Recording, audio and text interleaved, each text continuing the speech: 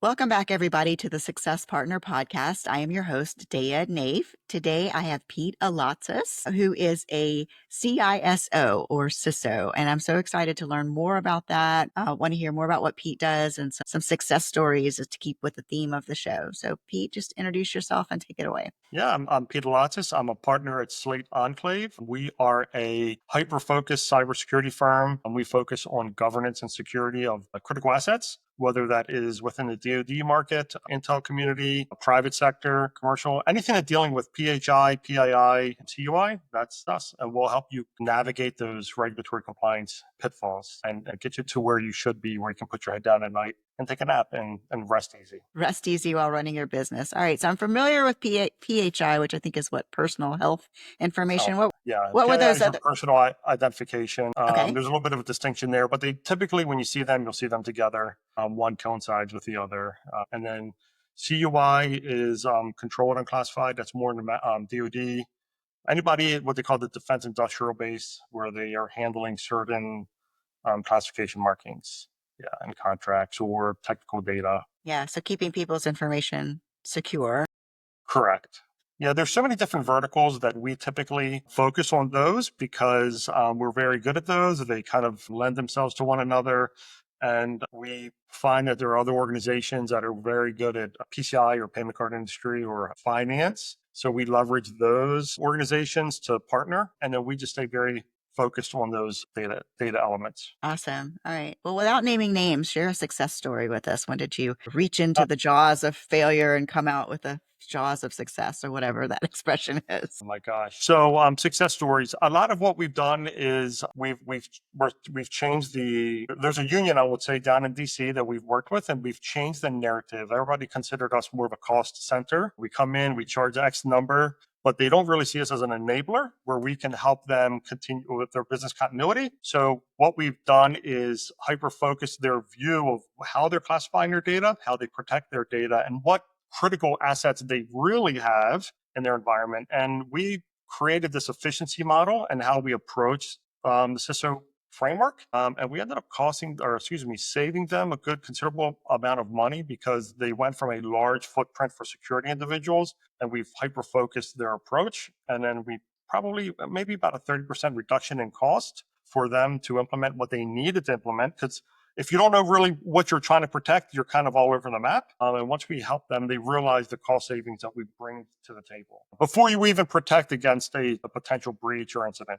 So that's what I think our biggest savings is. I love doing it because it helps us learn more about your organization and define your real goals, what you're really trying to do. So that starts with like a conversation. How would I like introduce you? What's a good? Yeah. So depending on what they're trying to do, what we've done is created a client base of what we look for. The small to mids, most of your larger organizations, if they don't need cert support, they're covered down on the security side of the house. But the small to mids, there's a cost savings there where they're trying to navigate these new regulatory compliance, whether it's HIPAA, whether it's CMMC, whatever it might be. They have no idea where to start, and that's where we pop in. And then we break down our our approach to two different phases, where we will come in and do a baseline assessment where it's a discovery phase. We will talk to everybody. We will do interviews, vulnerability assessments, find out where your critical touch points are. Once we wrap all of that up in a massive report and a debrief, that in and of itself will give us the path forward to how we protect your critical assets. And since we've done that, it creates this very focused approach on what you can protect in your environment or what you should focus on. You should try to protect everything, but there are limits where you may want to transfer some of that risk or accept it. But at least it helps us define what you really should be focused on. And I think that approach is really lended to us having a better attention span with our customers, where they find that, oh, that makes sense. You're not just coming in telling us. You're first, we'll come in and do this baseline assessment, and then we'll define and customize your security approach from that point forward. So there's no one shoe fits all. Everybody's different. And I love being a small firm because we can adjust every package accordingly. The people aren't paying for what they don't need, and they know what everything that they're paying for is doing. There are a lot of security firms right now telling you, hey, this is what you need, and they haven't even spoken to anybody in the firm to figure out, really, do you need that? And I'll give you a perfect example. We'll meet with executives at the leadership level, and they'll tell us exactly what they want. And then when we start talking to what we call boots on the ground, all the individuals who are working the day-to-day operations, they're going, that's not what we do at all. And then you find out what really occurs and what really transpires in the network, and then you go back and readjust. And that is what. And if you can't convey that message back to the executive board, you're at a loss there. We need that translation to work with the engineers and the business unit leaders up to the board, so you can tell them exactly what they should be protecting. And that comes down to even learning how to tailor our monthly or quarterly debriefs with the customer at that level, and not just saying we did updates to the computer systems. Well, that doesn't tell the leadership how well they're protecting the environment. We really customize our debriefs to what they specifically need. Yeah, that makes sense. Like that, like you said, that lost in translation kind of thing. Yeah, Yeah. definitely when you're into something as technical as, technology. Yeah. What are you seeing? Are there any trends going on right now? Our trend right now, outside of the governance and compliance that we are seeing an increase of, we're an RPO for CMMC, so we can come in and prepare your organization to be accredited and prepare for that. But as we're in there, we're seeing a lot of our customers are deficient in incident response planning. We are, thankfully, because we're ahead of the curve on that side, we already have a huge incident or an IR planning and tabletop session program. So as a matter of fact, when we come into an organization and if they tell us, hey, we need a pen test, we usually pump the brakes a second and say, hey, why do you want this pen test? Why don't we evaluate your environment first before you put that money, and it's a good bit of money, to a pen test? Why don't we build your security program? Unless you need that checkbox, which some companies do, but we've already started going in and realizing that without an IR plan, you're very behind the curve. If something happens, you have no way to get back to business continuity or daily business operations. So that has been a thing we've been pushing for years, and we're starting to see an increased requirement where companies are asking for it. Yeah, it makes sense. I think people don't put in that cost of downtime, things in the business where you have to, yes, we're protected or insured or all of that. But if you're going to have downtime, time is money. So And I they don't think, calculate it. So when we do our tabletops, one thing we always catch, there's a few that'll get it. A lot of organizations do not have after action reports, and they never evaluate what the total cost of downtime was. And this goes beyond just our network was down, our customer facing products weren't able to be promoted, whatever it might be.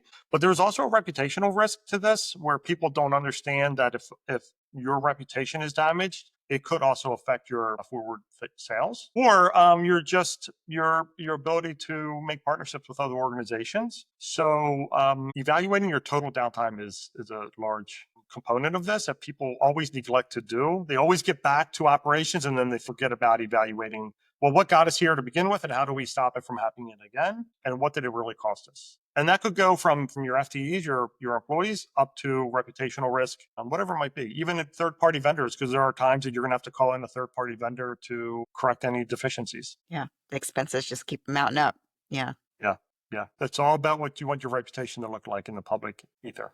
Well, switching gears real quick, love for get some personal information about my guests. So what do you do in your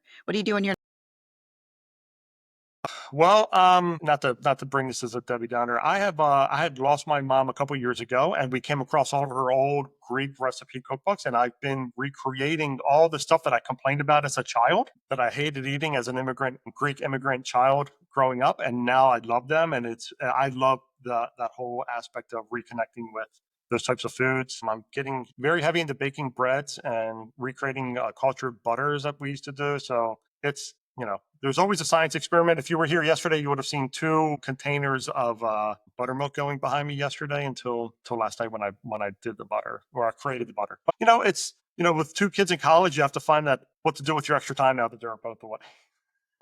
empty nesting? I love Yeah, it. yeah. Yeah. And I love that going into the heritage, the cultural roots and all that. Yeah, we have to have it. I love culture. I love asking people where they're from. I know that can be sometimes um, a daunting task but that I think that's how we learn about people and how you connect and learn. Culture means so much to people, and honestly, the food, like now, I make so much of it. I give it away. A lot of the pastries I make, but it really is just fun to feed people, and it's better to get them fat than me. So Yeah, you do have to start giving it away. Wonderful. I wish I was in town. I would come right over. I'd help you out with all of that. yeah, well, that's what I was asking. I think we're doing a happy hour for the provisor soon, right? Yeah. Yeah. So yeah, let us Thursday know when night, you're I back think. in, and I have to bring our scones. And I have sweet bread that I make for our Greek sweetbreads I can bring in. So Well, that's absolutely amazing. Wonderful. So thank you for being on the show today. Where can people find you? yeah, so we're LinkedIn. If you search on LinkedIn for Slate Enclave, you'll see us there. My email, of course, P Alatzas, first initial last name at slateenclave.com. Our website, slateenclave.com as well. And you'll see all of our contact information in there for any kind of service, cyber related that you may need. Awesome. Thank you. All that will be in the notes for you folks who didn't grab a pen, because nobody grabs a pen anymore. Everything's digital. So thank you, Pete, for coming on the show today. Again, this has been another episode of the Success for Partner podcast. I'm your host, Daya Naef. Please like, subscribe, and stay tuned. Yeah, thank you.